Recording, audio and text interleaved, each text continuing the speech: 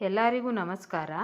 ಇವತ್ತು ನೂರಾರು ಕಾಯಿಲೆಗಳನ್ನ ವಾಸಿ ಮಾಡುವಂತಹ ನಮ್ಮ ಮಿಲೆಟ್ ಮಂಡೆ ಹೆಲ್ತ್ ಮಿಕ್ಸ್ ನಾವು ಹೇಗೆ ತಯಾರು ಮಾಡ್ತೀವಿ ಮತ್ತು ಎಷ್ಟು ಪದಾರ್ಥಗಳನ್ನು ಹಾಕಿ ಪೌಡರ್ ತಯಾರು ಮಾಡ್ತೀವಿ ಅಂತ ಈ ಒಂದು ವಿಡಿಯೋದಲ್ಲಿ ತೋರಿಸ್ತೀನಿ ವೀಕ್ಷಕರೇ, ನೀವೇ ನೋಡಿ.